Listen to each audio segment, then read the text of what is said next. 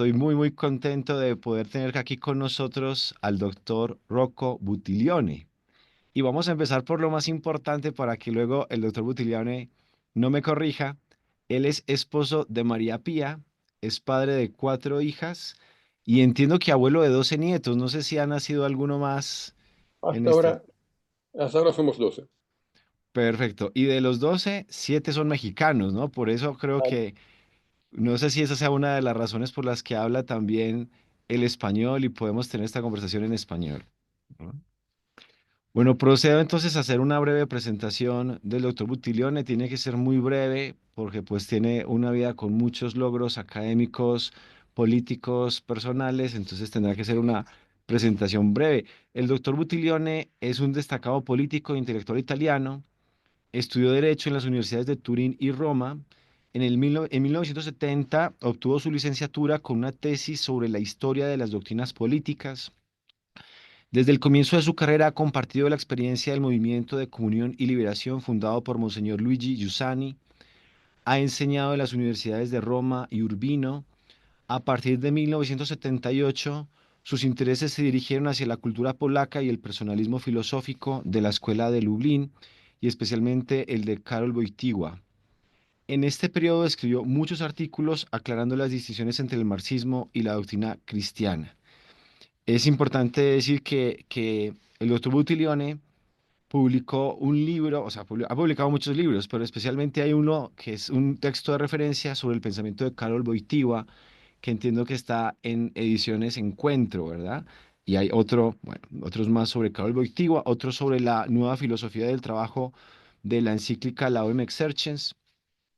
En los últimos años ha promovido muchas escuelas de doctrina social, tanto en Italia como en el extranjero, ¿no? Entiendo que una de esas grandes escuelas es la Academia de Líderes Católicos. Aquí hemos tenido la fortuna de entrevistar a José Antonio Rosas y realmente pues es una maravilla el trabajo que viene grande haciendo amigo la mío. academia.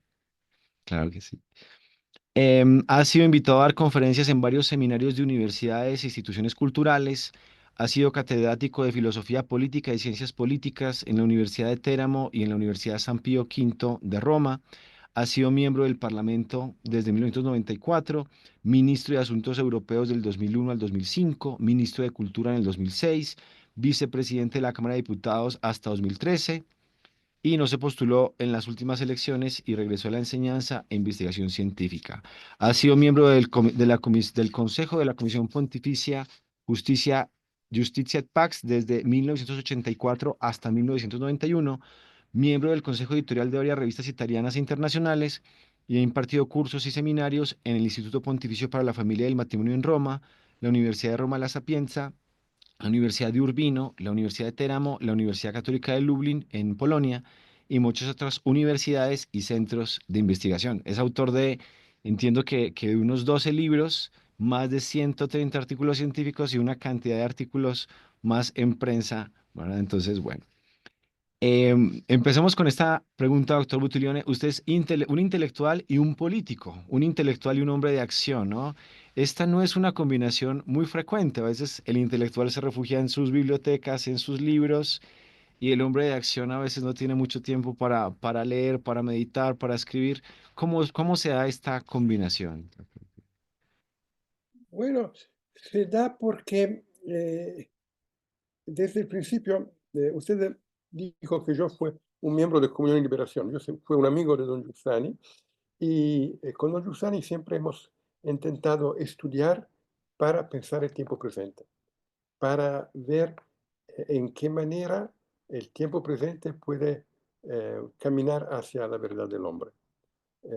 Y uno de los grandes maestros míos, fueron tres los maestros míos, uno fue don Giussani, otro fue Karol Wojtyła y otro fue Augusto del Noce. Del Noce desarrolló una filosofía para la interpretación de la historia contemporánea, un método transpolítico de interpretación de la historia contemporánea. Porque la historia contemporánea es una historia filosófica. En la historia contemporánea se ponen a prueba visiones, hipótesis sobre lo que es el hombre, sobre la esencia del hombre. Y por eso la filosofía se hace política. Yo fui un profesor de filosofía de la política. Y no se puede hacer filosofía de la política sin un poco también de práctica política. Em, eh, yo fui también profesor en la academia, no, en la Internacional Academia de Filosofía en el Principado de Liechtenstein, y mi cátedra era filosofía de la política, de la economía y de la sociedad.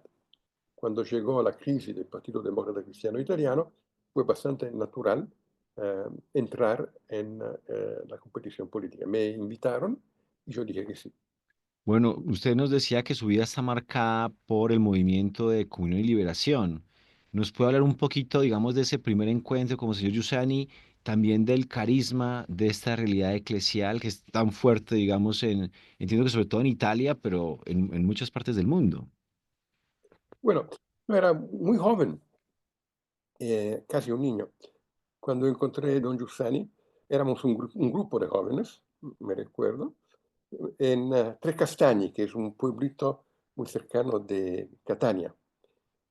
Y él nos comentó el Evangelio cuando Jesús dice eh, que a sus discípulos él dará la vida eterna y el céntuplo en esta vida. Y don Giussani comentó con una voz muy... bueno, él fumaba muchos cigarros toscanos, así hablaba un poco así. Si a ustedes no le interesa la vida eterna, los entiendo, porque no sabéis qué es. Pero 100 veces más vida en esta vida, 100 veces más pasión para una chica, 100 veces más pasión para el estudio, para el trabajo, para la amistad, para todas las cosas de la vida. Vivir una vida 100 veces más fuerte, más intensa. ¿Cómo es posible que eso no os interese? Si eso no os interesa, no os entiendo. Y uno de nosotros le dijo, sería bueno, pero ¿cómo se hace? Y él dijo, ven y ve. Ven y ve significa, yo estoy dispuesto a comprometerme con vosotros en una amistad para que ustedes puedan ver cómo Cristo se hace una experiencia real en la vida. Y lo hago al interior de la Iglesia Católica porque por medio del sacramento de la Eucaristía y de la comunión, Cristo dio a sus discípulos la capacidad de introducir también a otros hombres en su vida. Y os doy una garantía. Os digo que la vida será llena de dolores, de luchas, de enfermedades, de problemas, pero no será una vida aburrida. Nunca más conoceráis lo que significa el aburrimiento. Después de 60, ¿cuántos son? 60 y pico años, yo tengo que decir que él cumplió su promesa. La vida fue buena de batallas, de victorias, de derrotas también, pero fue una vida maravillosa. ¿Bebe el Papa Francisco de alguna manera de este carisma de comunión y liberación? ¿Hay alguna influencia de Luigi Giussani en su pensamiento, en su mirada sobre la iglesia, sobre el mundo? Mira, eh, eh, ah, ah, mm, en los años 80, a inicio de los años 80, eh, yo fui en Latinoamérica con un grande amigo de don Giussani, y mío también, que era un cura que se llamaba don Francesco Ricci. Y fuimos mucho en Buenos Aires. Eh, y ellos tenían un gran interés para saber del nuevo Papa polaco. Y nosotros teníamos una larga amistad y historia con los polacos y con el cardenal de Cracovia, Karol Wojtyła. Y ahí hemos encontrado mucha gente argentina, la gente que estaba creando en Argentina la teología del pueblo. Entre ellos estaba Jorge Mario Bergoglio, que era el rector de la Facultad Teológica de San Miguel. Y nos hemos encontrado inmediatamente. Bergoglio también era un hombre que intentaba pensar la historia de Argentina como historia de la presencia de Cristo en la vida del pueblo argentino y como historia de la liberación del pueblo argentino por medio de la presencia de Cristo en esta historia. Y fuimos amigos. Y él, hemos hecho una revista juntos que se llamaba Nexo, que ha tenido una cierta importancia en la elaboración de la teología del pueblo también. Y con Jorge Mario Bergoglio hemos conocido a muchos otros, Lucio Gera, especialmente un grande amigo mío fue Alberto Metolferré. Y yo puse en contacto Alberto Metol y Augusto del Noche. Así que hubo, y también pusimos en contacto los argentinos con los polacos. Era el tiempo de Puebla, inmediatamente después de Puebla. Y hemos tenido una grande pelea en Latinoamérica sobre el sentido exacto de Puebla. Algunos intentaron decir que Puebla era una condena de la teología de la liberación. Sí, pero no también, porque la teología de la liberación tiene dos caras. Una es una teología del pueblo, una teología latinoamericana que no repite la teología europea, sino que intenta pensar el acontecimiento de Cristo hoy en la vida del pueblo, de los pueblos latinoamericanos. Y Wojtyła era claramente en favor de eso. El otro lado era la utilización del marxismo como instrumento de análisis social. Y Wojtyła decía que no, él era polaco, ya había visto que el marxismo había fracasado. En el occidente todos pensábamos que el marxismo era el sol del avenir, el futuro. Y él sabía que ya había pasado porque había fracasado. Y el método, sí, tenemos que utilizar las ciencias humanas, todas, pero tenemos que saber que en la ciencia humana siempre hay una antropología implícita y hay que repensar las ciencias humanas a partir de la antropología comunional, que es la antropología de Jesucristo. ¿Qué es antropología comunional? Es que eh, nace un hombre nuevo. Por medio del encuentro con Cristo, nace un hombre nuevo. Un hombre que vive en comunión con otros. La relación con mis amigos no es algo exterior a mi personalidad. Yo vivo en esta relación. Esta relación es constitutiva de mi personalidad. Yo no puedo decir quién soy yo sin hablar de María Pía, de las hijas, de los nietos, pero también de los amigos del Movimiento de Comunión de Liberación, de mis amigos polacos, de mis amigos latinoamericanos, sin hablar de la iglesia, porque la iglesia es este pueblo nuevo en que muchos se hacen uno. Cada uno mantiene su personalidad y su personalidad crece y es más valorada en la relación. Pero yo vivo en esta relación. Eso fue el acontecimiento que movilizó la vida de muchos. Eso es el acontecimiento que se llama iglesia. Podríamos decir entonces que el pensador uruguayo Alberto Metolfer conoce a Augusto del Noche a través de usted, a través de ustedes que vivan desde Italia hasta Argentina, hasta, sí, hasta... Yo lo acompañé a la casa del Noche. Del Noche hablaba italiano y no entendía nada de español. Alberto hablaba español y no entendía nada de italiano y se entendieron perfectamente. No sé cómo, fue un acontecimiento del espíritu. Y en un cierto sentido, Alberto Metol utilizó la filosofía de Del Noce para pensar Latinoamérica, no para repetirla, porque es una filosofía que pensaba Europa, Del Noche era europeo, pero él entendió el método y lo utilizó para pensar Latinoamérica, para pensar el pueblo latinoamericano en su camino hacia la liberación de Jesucristo.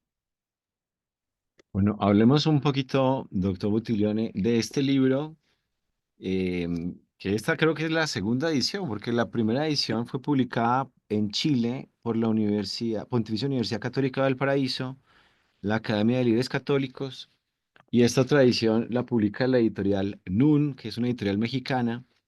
Y bueno, entiendo que este libro surge a partir de muchas resistencias que ha encontrado en la Iglesia el pontificado del Papa Francisco. ¿Puede hablarnos un poquito, en su opinión, a qué se deben estas resistencias?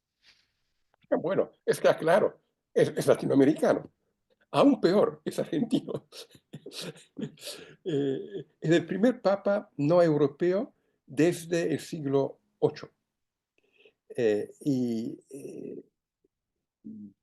cuando el Espíritu Santo escoge a un hombre como papa, lo toma con su cultura, con su tradición, con su experiencia de vida. Y la verdad es una. No hay una verdad de los argentinos, una verdad de los polacos, una de los italianos. No, la verdad es una. Pero desde diferentes caminos, desde diferentes culturas nacionales y también desde diferentes posiciones sociales, se ven mejor algunos lados de la verdad y peor otros lados de la verdad. La verdad cristiana es una verdad que está en la carne de la gente. No es una verdad abstracta, es una verdad que se hizo historia. Y con Papa Francisco nos damos cuenta que hay una historia latinoamericana.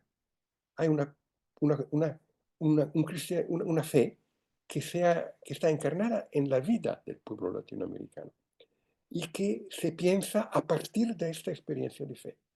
Tenemos una teología que es latinoamericana, porque Bergoglio fue el hombre que tomó la teología de la liberación como la pensaba Juan Pablo II. La teología del pueblo es la teología de la liberación como la pensaba Juan Pablo II y como los argentinos ya habían iniciado a pensarla en el contexto de la historia dramática y sangrienta de Argentina de esta etapa histórica. Y por eso para los europeos es difícil. ¿Cómo? Los latinoamericanos no repiten nuestra teología, tienen una teología suya. Y tenemos que aprender algo de los latinoamericanos, es posible. Que tenemos que aprender algo de los... El espíritu nos pide de aprender algo de los latinoamericanos. No es posible. Pero sí, porque estamos en una etapa histórica nueva. Mira, eh, estamos en una etapa histórica en que la Iglesia es menos europea. Puede ser que la tercera parte de los católicos hoy son europeos. Un poco más si agregamos Estados Unidos a Europa. Y los otros no. Y la mayoría de los católicos viven en países pobres. No hay una verdad de los pobres y una verdad de los ricos. No, la verdad es una, Cristo es uno. Y pero los pobres ven la verdad con ojos diferentes. Y hay que aprender cómo la ven. No porque los pobres siempre tengan razón, muchas veces no la tienen, porque los pobres normalmente no van a la Universidad de Harvard o a la London School of Economics y tampoco a la International Academy of Philosophy, donde fui profesor yo. Pero una cosa los pobres saben, que hay algo que no funciona en este mundo, que hay un engaño en contra de ellos. Muchas veces lo formulan de manera inadecuada, pero eso es verdad, eso es cierto, eso es verdad. Y hay que entender eso. Hay que pensar, dice Pablo Francisco, a partir de la periferia. Y la primera periferia es Latinoamérica, una periferia que se está haciendo centro. Y bueno, eso es difícil de aceptar para los europeos. Los europeos pensaban, nuestra trayectoria cultural es la única. Y no, no es la única, debe dialogar con otra.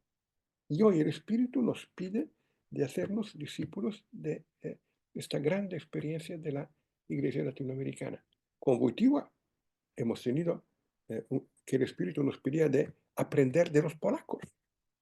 No, no hacernos polacos, que no sería posible, pero aprender de los polacos. Porque algo importante para todos había acontecido en la historia de la nación y de la Iglesia polaca.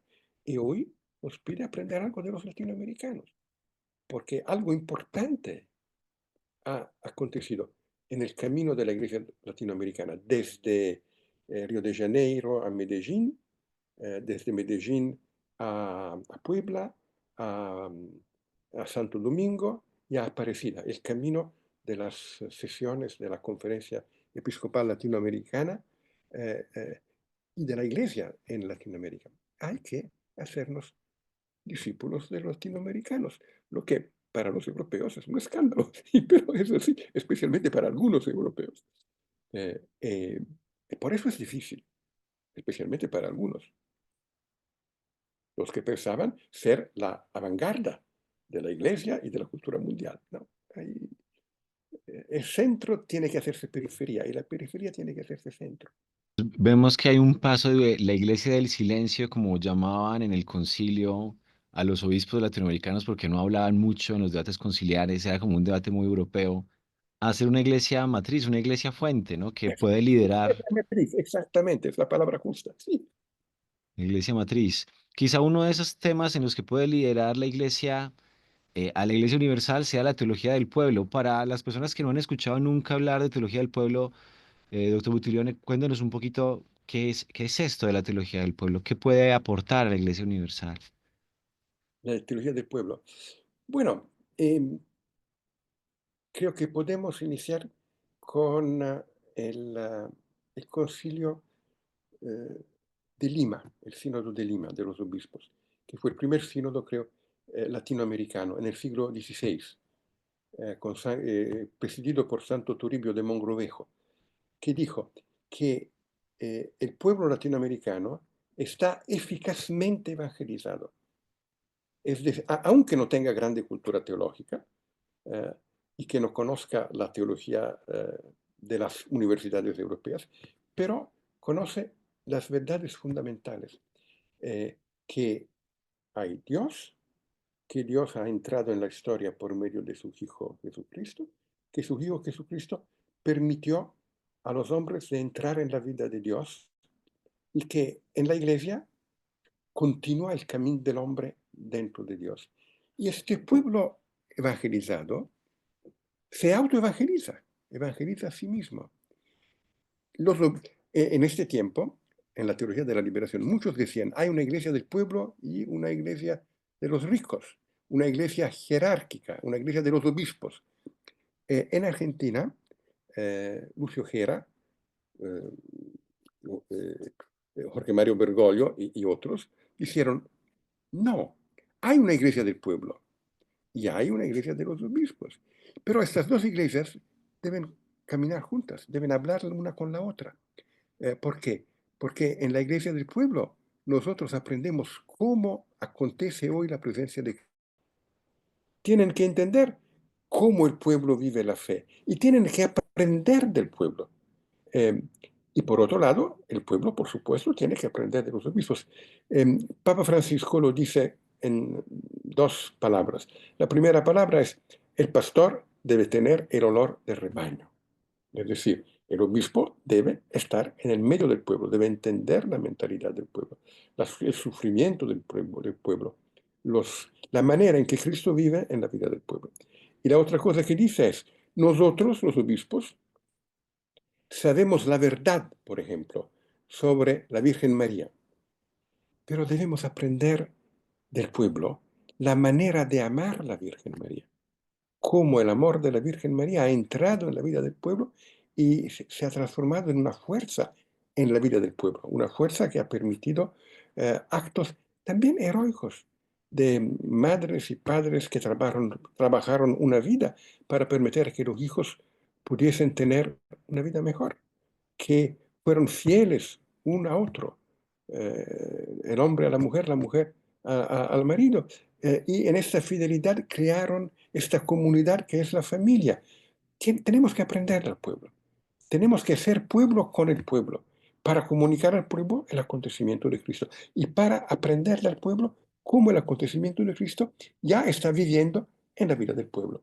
Eso significa una relación nueva entre la teología académica y la acción pastoral, entre teología pastoral y teología dogmática. Muchas veces se piensa en la teología pastoral como no es teología realmente, no sé bien qué es una mezcla. No, hay que tener cuidado porque Dios habla en la vida del pueblo hoy, actúa en la vida del pueblo hoy, y hay que aprender. Eso es un poco la intuición fundamental de la teología del pueblo. La desarrollaron los iniciadores, Lucio Gera, Rafael Tello, Jorge Mario Bergoglio, la pensaron dentro de una situación dramática, que era la situación de Argentina en guerra civil. Ya estaba en una guerra civil a baja intensidad, pero era una guerra civil. Eh, y en esa guerra civil se intentaba dividir la iglesia para dividir el pueblo y para permitir que la guerra civil creciese. Y ellos dijeron, no, hay que mantener la unidad del pueblo. Y y por eso hay que reabrir el diálogo nacional entre las diferentes partes del pueblo y el diálogo al interior de la iglesia, para que la iglesia pueda ser factor de unidad y de justicia en la vida del pueblo. Por eso antes yo decía que no era una teología abstracta, era una teología que intentaba pensar la vida del pueblo en la situación histórica concreta en que el pueblo vivía y vive. Usted corríjame, por favor. Según entiendo, entonces, la teología del pueblo nos permite comprender que la fe no es solamente una serie de contenidos teóricos, unos enunciados de fe, sino que también es una manera de relacionarnos, de confianza, de una confianza sencilla, humilde, aunque la persona, digamos, como pasa en nuestros pueblos latinoamericanos, pues no sepan mucho de teología, no tengan muchos conocimientos teológicos, pero sus sufrimientos los ofrecen, piden la ayuda de Dios, invocan a la Virgen María, viven la solidaridad cristiana, un poquito hay por ahí. Mente. Eh, la- la- eh, el cristianismo no es una doctrina, es un acontecimiento que entra en la vida y cambia la vida. Tenemos también una doctrina cristiana, por supuesto, pero la doctrina cristiana es una reflexión sobre una experiencia. ¿Cuál es el peligro de la iglesia oficial? Es tener la doctrina sin la experiencia. ¿Cuál es el problema del pueblo? Tener una experiencia sin una doctrina. La experiencia necesita una doctrina, necesita una regla. La doctrina debe ser la regla de la vida, pero no puedes tener regla sin vida. Y la manera en que la modalidad, para utilizar una expresión filosófica, la verdad tiene modalidades diferentes en tiempos diferentes, en lugares diferentes. ¿Cuál es la modalidad con que la fe se presenta hoy en este contexto concreto de Argentina, Colombia, Venezuela, México, eh, no sé, Myanmar, India, China? Hay que escuchar la manera en que Dios está trabajando en la historia de los pueblos para construir el diálogo entre todas estas expresiones. Y esa es la tarea de la iglesia. Y por eso la iglesia debe ser sinodal. ¿Qué significa sinodal? Que tenemos que escuchar la manera en que Dios habla en contextos diferentes. No es que ya sabemos todo, porque ya la revelación está cumplida. Sí, sabemos todo, pero no sabemos todo. Sabemos todo, pero no sabemos la manera en que Dios está haciendo que eso acontezca hoy. Eso hay que escucharlo de la vida del pueblo, de la historia. Podemos decir entonces que esta teología del pueblo, digamos, es uno de los fundamentos teológico-pastorales, digamos, de toda la propuesta de sinodalidad del Papa, ¿no? Donde se quiere Exactamente. escuchar, digamos, la voz de Dios en el pueblo, ¿no? En el contexto concreto, ¿en qué manera debemos amar hoy la Virgen María? ¿En qué manera debemos vivir hoy los mandamientos de Dios? ¿En qué manera debemos vivir hoy la comunión cristiana? Eh, Cada tiempo tiene su manera, hay que investigar para entender cuál es. Para eso tenemos que escuchar al Espíritu que habla en la vida del pueblo. Y por eso se necesita también discernimiento, otra palabra típica de Papa Francisco, que significa discernimiento, que debemos ver lo que en la vida del pueblo es palabra de Dios y lo que en la vida del pueblo es intervención del diablo, porque hay también el diablo que en este proceso intenta insertarse para, para desviar al camino del pueblo. Y hay que discernir. Esa es la tarea de los obispos. La tarea de discernir es especialmente tarea de los obispos. Pero para discernir tienes que escuchar. Esa es una cosa muy simple. Es lo que acontece en cualquier familia. Dios habla en la vida de mis hijas, de manera diferente en cada hija. Y, y el padre que tiene que hacer, la madre y el padre que tienen que hacer, tienen que rectificar, discernir, guiar. Para poderlo hacer, tienen en primer lugar que escuchar. Para decir una palabra que tiene fuerza en la vida de mi hija, tengo que escuchar mucho antes de hablar. Y la iglesia tiene siempre, los obispos tienen la tentación, los teólogos tienen la tentación de hablar antes de haber escuchado. Y eso no ayuda. Bueno, doctor Buttiglione, el Papa Francisco afirma que tanto los pastores como los políticos, los líderes políticos deben tener esto, un oído en el pueblo para escuchar sus voces, el sentir más profundo de los pueblos y así ser auténticos líderes, ¿verdad? ¿Nos puede hablar un poquito sobre esta distinción entre popular y populismo? Porque a veces se confunde el Papa Francisco, su propuesta con un populismo, ¿no? ¿Cuál es la distinción entre entre el líder popular y el líder populista? Bueno, bueno, en primer lugar, hay un problema en la iglesia, pero me parece que ya lo hemos tratado. Hay también un problema fuera de la iglesia. Nada es fuera de la iglesia. La vida del pueblo está dentro de la iglesia. Pero digamos, hay una versión política del problema. ¿Y cuál es esta versión política? Que hoy vivimos un divorcio entre el pueblo y las élites. Vivimos en un mundo complicado, muy complicado. Eh, y en un mundo complicado, el pueblo no tiene siempre razón.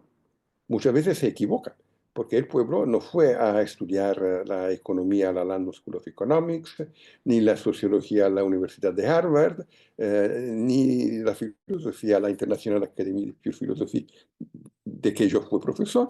El pueblo se puede equivocar, pero no se equivoca sobre un punto, que sufre injusticia y pide justicia. Sobre eso no se equivoca. Todo lo demás se puede equivocar. Y necesita élites que conozcan la complejidad del mundo de hoy para formular respuestas que hacen, pero cuando falta la confianza entre élites y pueblo, cuando las élites se preocupan de sí mismas y utilizan el conocimiento de la complejidad para hacer dinero o para ganar poder ellas y no para servir al pueblo, ¿qué pasa? Que el pueblo está listo a seguir eh, el primer tío que pasa y que promete eh, soluciones fáciles y equivocadas a problemas complejos. Y la gente lo sigue y es un fracaso. Y el deseo de liberación del pueblo no se realiza y el pueblo se hace escéptico y pierde confianza en sí mismo y pierde esperanza. Tenemos que educar clases dirigentes que tengan corazón de pueblo, entrañas de pueblo y cabeza de clase dirigente, que entiendan la complejidad del mundo de hoy y sepan explicarla al pueblo, para que el pueblo pueda escoger. El pueblo no puede escoger, no podemos tener una democracia sin clase dirigente que explique al pueblo cuáles son las alternativas posibles, cuáles son las consecuencias previsibles de las alternativas diferentes, de manera que el pueblo pueda escoger. Y estas deben ser pueblo. Necesitamos élites que amen al pueblo y sepan ser pueblo. Y tenemos élites que tienen desprecio al pueblo, que piensan estar mejor en diálogo con otra élite de otro país, que piensan estar en su casa igualmente en Roma, en Nueva York, en Bogotá, en Shanghái, con gente que es élite como ellas, y no con los pobres del barrio cercano de su propia casa. Y con élites así, el pueblo está abandonado y perdido. El problema es educar un nuevo tipo de élite que sea profundamente nacional, que esté en la vida de su nación y contemporáneamente internacional. Entienda cómo funciona el mundo, esté en diálogo sí, con otros países, pero desde el punto de vista del pueblo. Y esa es una gran tarea. ¿Por qué los católicos en un continente católico como Latinoamérica tienen tan poco influjo sobre el desarrollo real de los acontecimientos? Porque no son populares, no están en la vida del pueblo, no educan líderes que sean en la vida del pueblo. Y el pueblo está abandonado e instrumentalizado. Eso es, digamos, la vertiente política de la teología de la liberación. Y la Iglesia debe hacer política. No es cierto que la Iglesia no tiene que hacer política, tiene que hacer política, pero tiene que hacer su política. Y la política de la Iglesia no es la política de partido que distribuye favores a una u otra parte política. No, debe ser la política que construye la unidad del pueblo, que ayuda a crear el vínculo entre élite y pueblo, que al final es un vínculo, Bergoglio dice, mítico y también místico, porque es el hecho de pertenecer. El tema es el tema del bien común. El bien común no es la sumatoria de tantos bienes individuales. Eso es el Producto Interno Bruto, que es cosa diferente. Importante, por amor de Dios, importantísima, pero diferente. El bien común es un hombre, un hombre que cuando dice yo, contemporáneamente en este yo incluye a otros, al pueblo, y no puede ser feliz si sus hermanos están hambrientos. No puede pensar una felicidad privada que no incluya también el bienestar de los otros, en manera ordenada en las diferentes dimensiones de la familia, del barrio, de la ciudad, de la nación, de la patria grande latinoamericana y de toda la humanidad. Y el riesgo es que se pierda el sentido auténtico de bien común. A nivel práctico, a nivel concreto, ¿cómo sería esta formación de ciudadanos, de líderes, para que comprendan la historia, para que puedan hacer una participación política, como usted dice, de preocupada por el bien común, con un fuerte sentido nacional, con una intención de sintonizar con los pobres, con los que sufren las injusticias? ¿Cuáles serían esos contenidos, esos métodos que habría que tener en cuenta? Bueno, pero creo que debe ser, bueno, hay muchos niveles diferentes. El ideal de la democracia es que la clase dirigente sea todo el pueblo. Eso no es posible. Es un ideal que no se realiza nunca. Pero es un ideal hacia el cual tenemos que caminar. Cuanto más la clase dirigente es amplia, cuanto más todas las categorías del pueblo participan en la clase dirigente, tanto más nos aproximamos al ideal democrático. ¿Cómo se realiza eso? Eh, yo no lo sé, porque la respuesta no es una respuesta abstracta, es una respuesta concreta. En cada país hay que pensar cómo eso es posible en la situación concreta. Yo puedo dar ejemplos.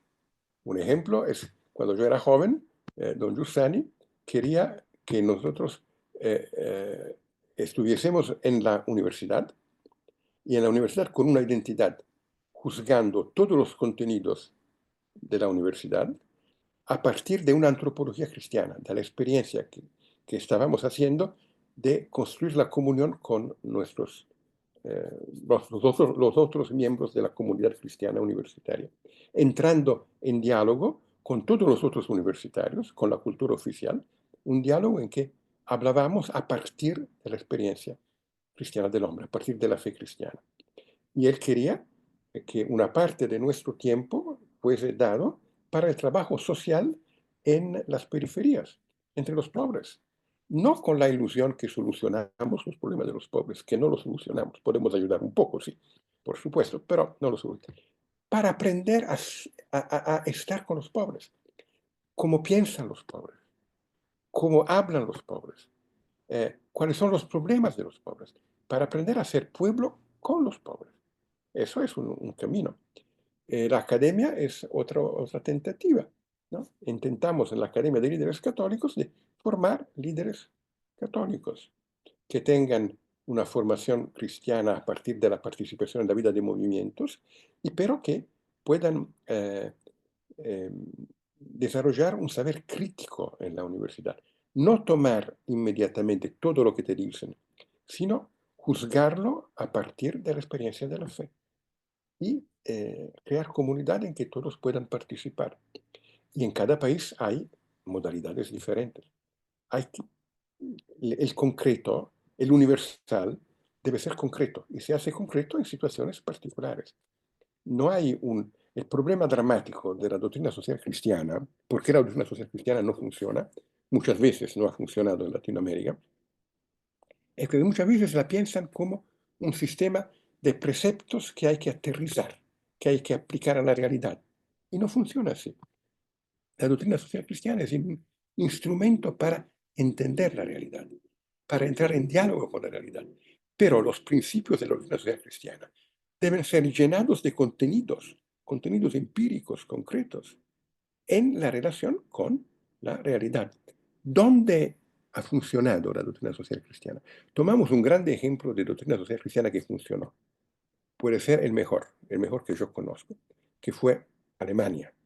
En Alemania, grupos de intelectuales cristianos, no solo católicos, también protestantes, y también algunos no cristianos que pero participaron, intentaron pensar Alemania a partir de la doctrina social cristiana, pero pensar Alemania con los vicios y las virtudes típicas de los alemanes, con las particularidades que son propias de la historia, de la geografía, de la idiosincrasia de los alemanes. Y nació la economía social de mercado, que no es la doctrina social cristiana, es una encarnación de la doctrina social cristiana, que no se puede copiar simplemente, porque en Colombia, imagino, hay otra geografía, otra historia, otra lengua, pero puedes tomar el ejemplo, hacer como ellos, y también se puede siempre copiar algo bueno de los otros, pero cuidado, porque hay que hacerlo a partir de la experiencia propia del pueblo colombiano, que es diferente de la de otros pueblos.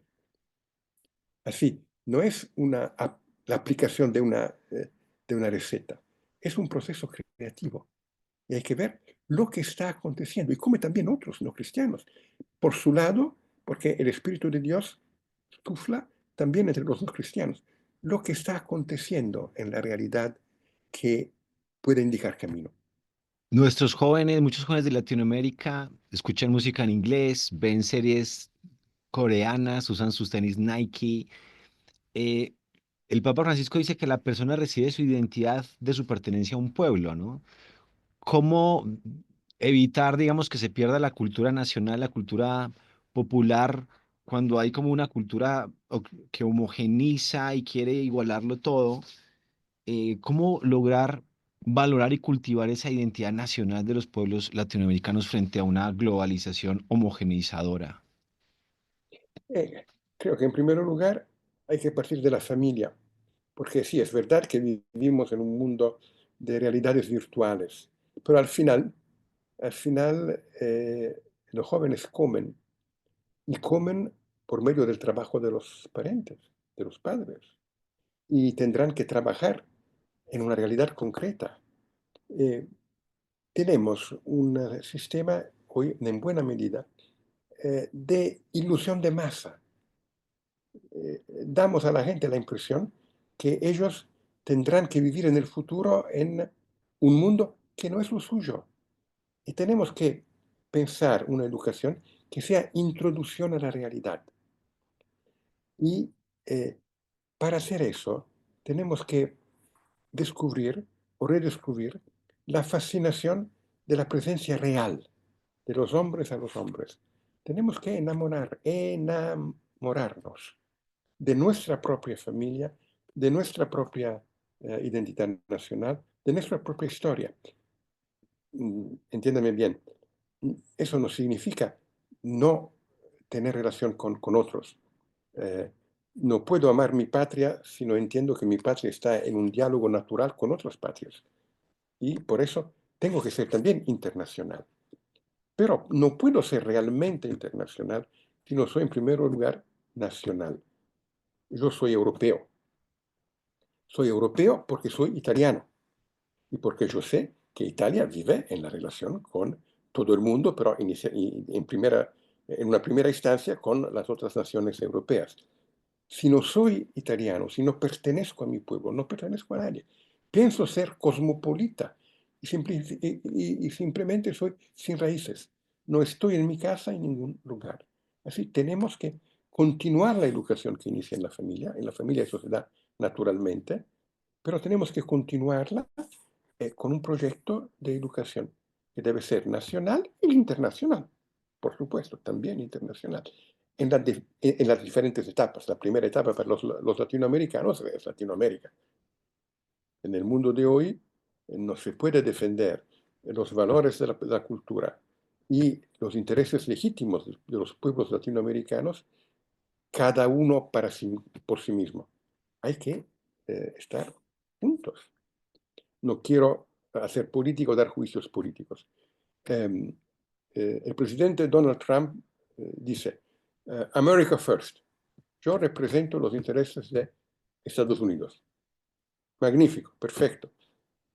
¿Y quién es que dice? Bueno, hablamos. Y yo represento los intereses de Latinoamérica. Hablamos y vemos cómo podemos hacer que los intereses de Estados Unidos y los de Latinoamérica puedan encontrarse. Por favor, que no venga a imponer un dominio porque estoy listo a resistir, pero quiero hablar para ver cómo podemos construir un bien común más grande de toda América. Pero puede hacerlo eso Chile, eh, Argentina, la República Dominicana, cada uno solo frente al gigante americano. Creo que no. Tampoco Brasil, que es el más grande de todos, que necesita.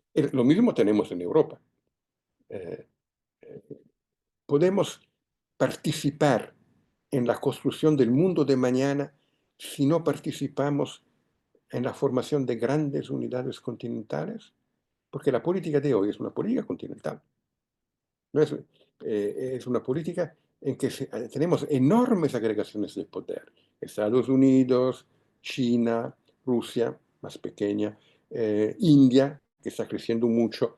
eh, y, y- y no solo tenemos grandes agregaciones de tipo político tradicional, tenemos también grandes agregaciones de poder, de tipo nuevo, que son más tan poderosas como grandes naciones. Microsoft, eh, Google. Amazon, Google, Tesla. eh, Podemos pensar que estas cosas las reconducimos al interior de un bien común de toda la humanidad si nosotros los europeos, vosotros los latinoamericanos, estamos divididos. Es la manera para ser no protagonistas, sujetos, sino objetos de la historia. Otros van a hacer la historia y nosotros vamos a tener en la historia el papel que otros nos dan. Y eso no es bueno. El Papa Francisco, siguiendo las intuiciones de Alberto Metol Ferré, es un gran impulsor de la integración latinoamericana, la llama la patria grande. Bueno, ¿cuáles, en su opinión, serían como esos caminos que pueden favorecer esta integración y lograr esta patria grande que pueda ser un bloque continental y ser protagonista en la historia del siglo XXI? Ah, eso no sé. Hay que pensarlo dentro de Latinoamérica. No puede ser un europeo que ama muchísimo Latinoamérica, porque es un poco latinoamericano. Usted lo dijo, tengo 7 nietos latinoamericanos, pero hay que pensarlo desde dentro, no desde fuera. Nadie puede venir desde fuera a decir, estas son las etapas. Hay que pensarlo. Y no puede pensarlo uno, hay que agregarse. Hay que tener el método de la sinodalidad para pensar la iglesia latinoamericana y el pueblo latinoamericano. Bueno, profundizando un poquito en qué es esto peculiar de Latinoamérica, de su identidad latinoamericana, se afirma que América Latina es barroca, un barroco cultural. Y Bueno, ¿a qué nos referimos cuando decimos que Latinoamérica es barroca? no sé si usted nunca fue en una iglesia paleocristiana o románica. No, no he Románica visto. sí, sí, sí, Ah, románica, sí. románica sí, Bueno, sí. hay iglesias románicas en Latinoamérica. Tuve la oportunidad de estar en España hace algunos Ah, en años, España, sí. en España, Claro. en Italia y En una también. iglesia románica, también en una iglesia paleocristiana, un poco diferente, eh, hay un espacio grande y que, en cierto sentido, que ocupado por el pueblo. Y el pueblo camina hacia el altar.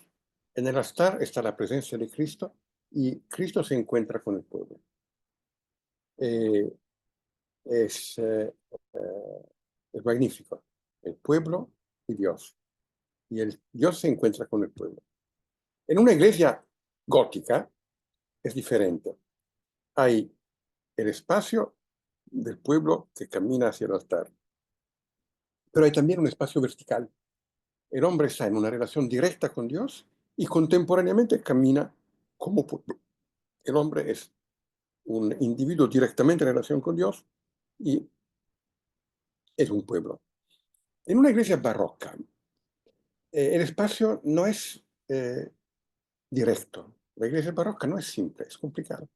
Es una iglesia hecha de capillas. eh, en una iglesia en que hay muchos pueblos que se encuentran y cada pueblo tiene su identidad y convergen hacia el altar en que Cristo los reconcilia entre sí. La unidad del pueblo nace a partir de una diferencia. Eh, el barroco nace dice Metol, con el descubrimiento de Latinoamérica, porque el español descubre al indio. El indio es un hombre el indio. Ah, son caníbales, antropófagos, hacen cosas terribles. ¿Cómo pueden ser hombres? Y es decisivo aquí el encuentro de Valladolid, el choque entre Sepúlveda eh, y eh,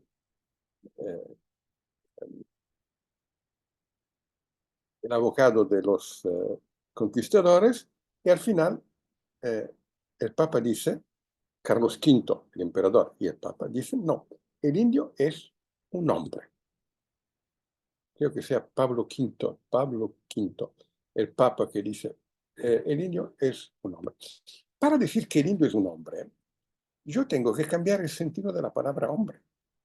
La palabra hombre abraza algo que antes yo pensaba no ser humano. Para hacer eso, tengo que profundizar mi conciencia de mí mismo y reconocer que también lo que me parecía absurdo y malo en el indio es parte de mí, es una virtualidad de mi humanidad eh, que necesita ser rescatada. Y eh, eso me introduce a un mundo complejo. No es más un mundo simple, es un mundo complejo. Eh, eh, el barroco es la cultura de la complejidad. Y es la cultura en que yo entiendo que cada uno tiene su posición en la vida. ¿Qué significa eso? Un arte típica del barroco es la retórica. Nos hemos habituado a hablar mal de la retórica, pensando que la ciencia es el lugar de la verdad. La retórica es la tentativa de inflamar las pasiones del hombre para controlarlo y no tiene que ver con la verdad. Y eso no es cierto. La retórica es el arte de argumentar a partir de la verdad del otro, reconociendo la verdad en la manera en que está presente en el otro, que es una manera imperfecta, pero real. No puedes convertir al indio diciéndole tú es todo malo. Debe descubrir el bueno en la historia, en la cultura del indio, y corregir lo malo de esta cultura a partir del bueno que está en esta cultura. Debes descubrir el espíritu de Dios que está en esta cultura. Y solo así puedes convencerlo a abandonar lo que es malo en esta cultura. El barroco es esta arte de la complejidad. Y eso es un poco la gran intuición de Metol. Em, eh, ¿Cuál es el ejemplo más claro? Bueno, lo digo en una versión mexicana, que la que conozco mejor, pero en cada país de Latinoamérica hay algo parecido. Es el milagro de la Virgen de Guadalupe. Eh, Cuando Cortés conquista a México, tenemos un drama. Un pueblo eh, desaparece. Hay una disminución demográfica impresionante. ¿Por qué? ¿Por qué los españoles mataron tantos indios? No, eran pocos. Y no conquistaron con la fuerza de las armas, conquistaron porque lideraron una grande rebelión de las masas contra los aztecas. Y no tenían los medios técnicos para matar tanta gente, ni la posibilidad, ni la necesidad de hacer. Aunque hubo masacres, pero otros demógrafos nos dicen, no, fueron los bacterios, las enfermedades contra las cuales los indios no estaban inmunizados. Eso tiene mucha verdad.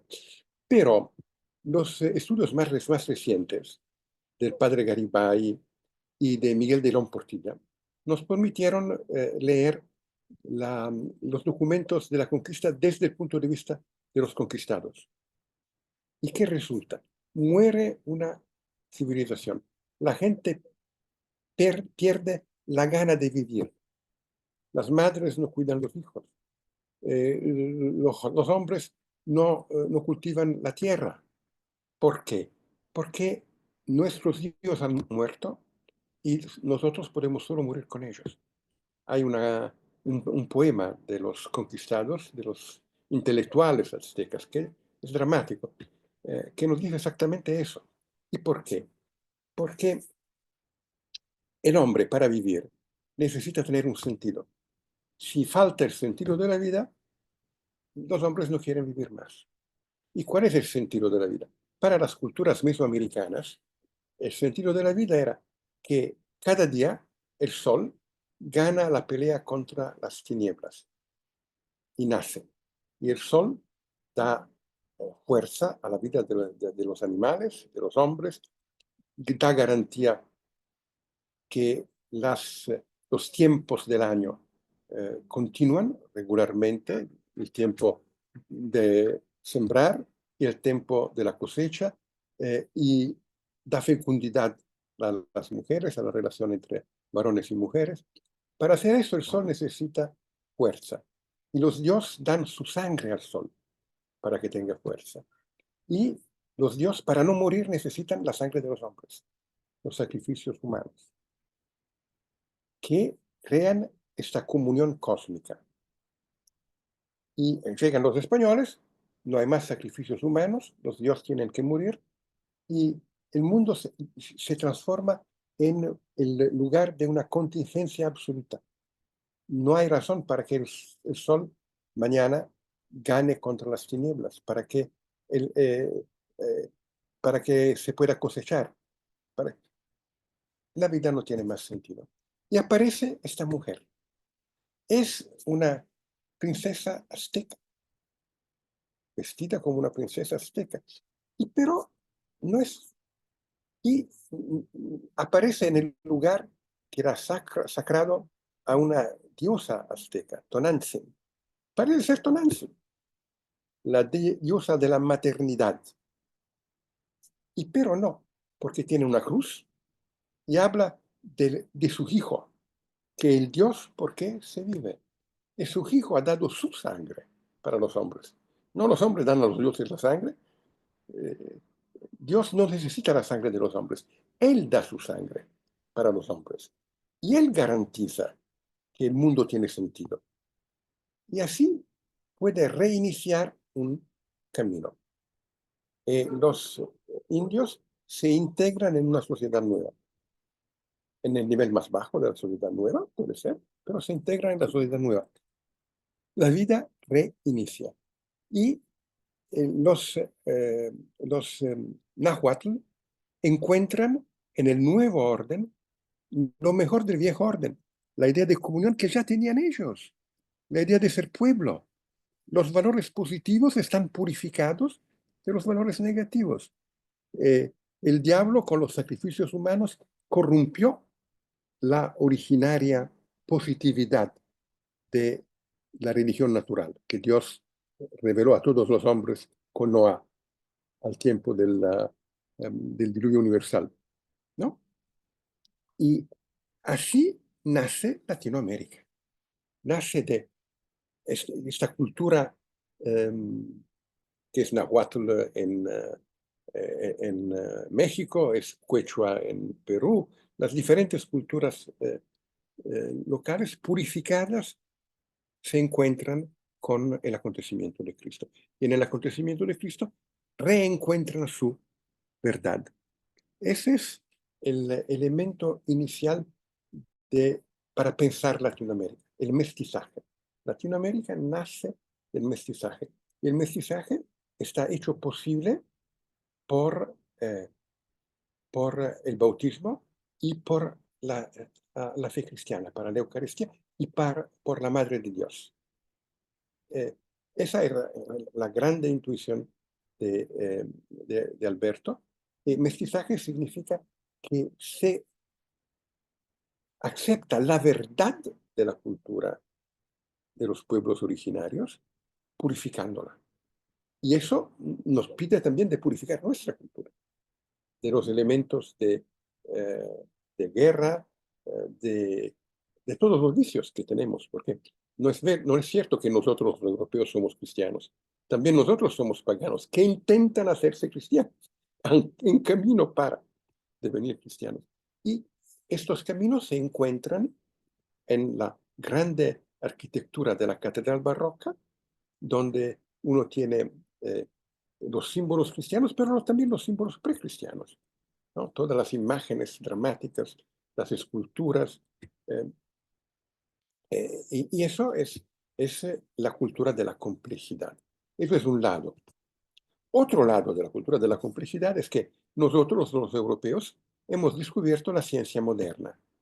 La ciencia moderna nos dice que el mundo está hecho de objetos y hemos aprendido a utilizar el conocimiento de los objetos.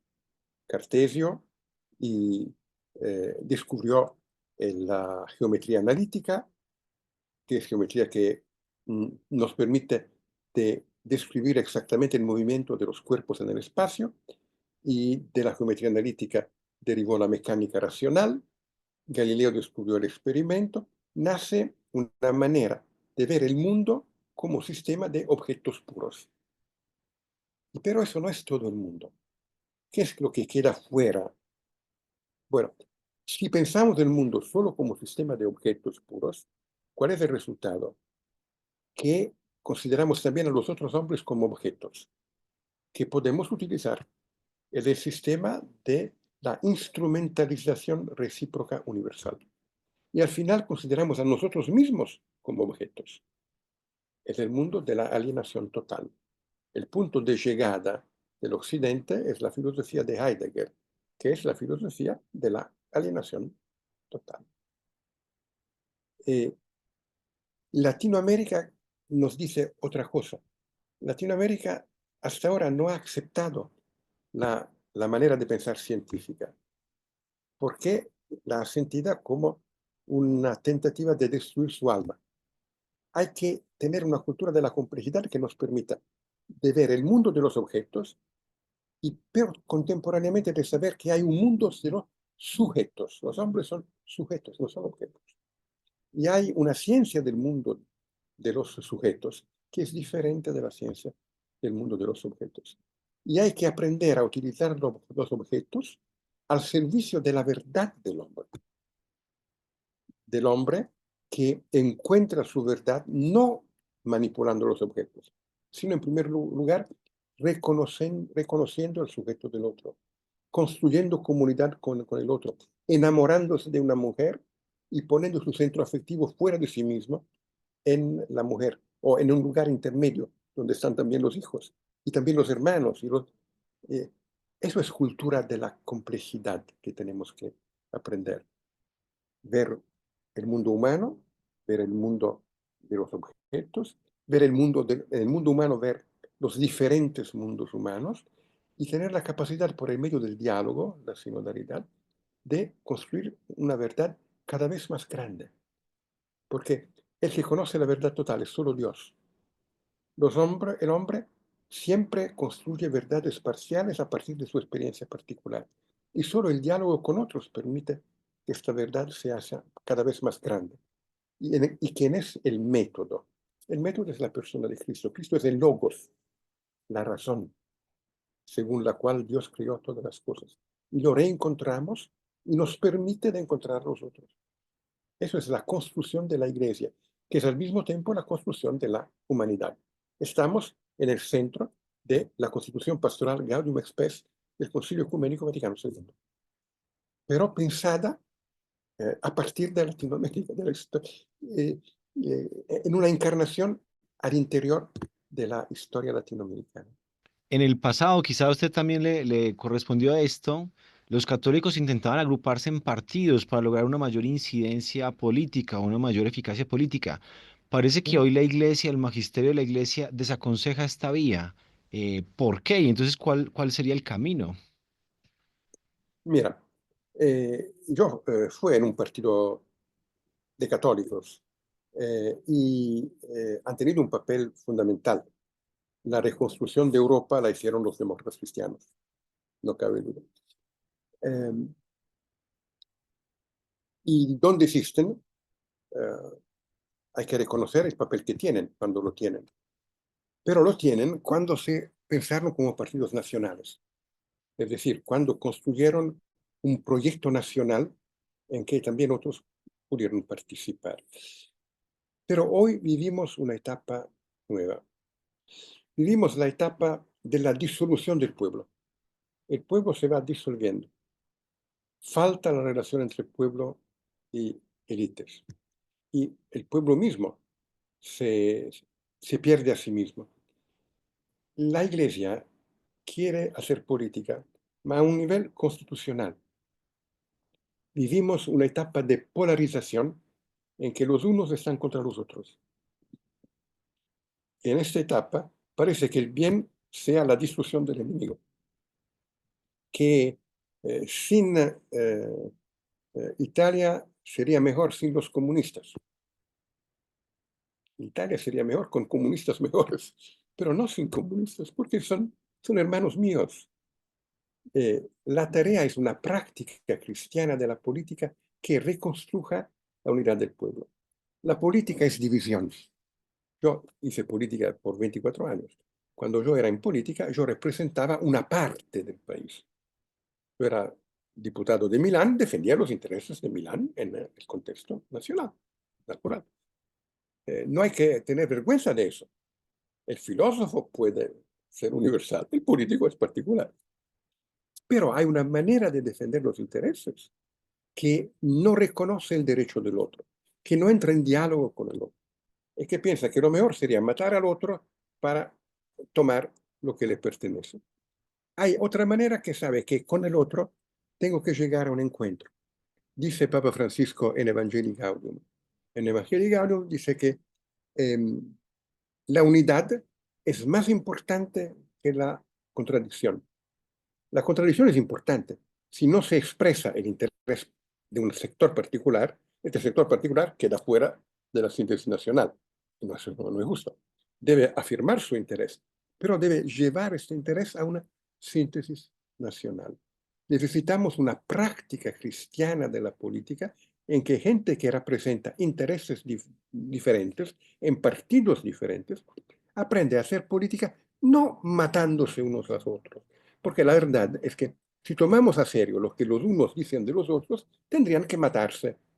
No, buscando un bien común en que se tenga en cuenta también el punto de vista de los otros, en que todos puedan vivir, construir una ciudad en que nadie sea marginalizado, nadie se quede afuera.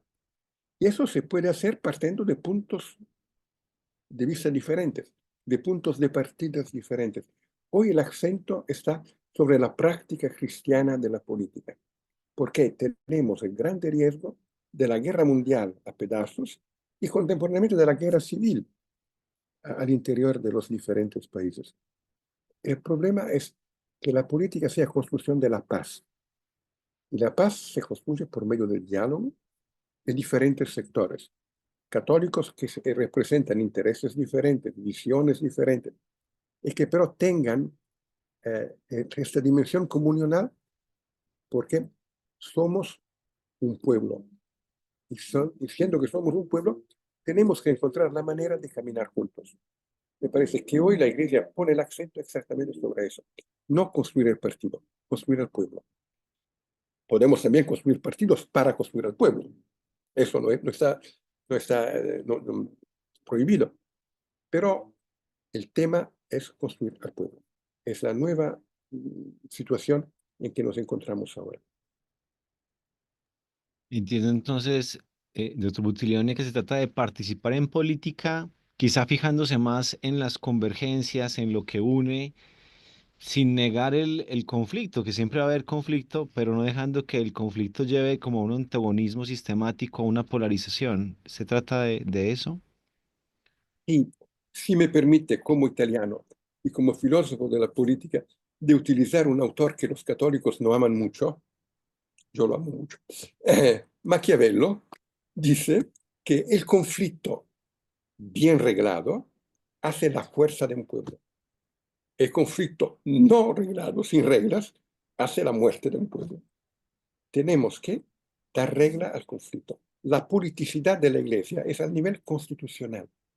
Garantizar las condiciones para que el pueblo viva, se constituya como pueblo, con una correcta relación entre élites y pueblo, y pueda florecer.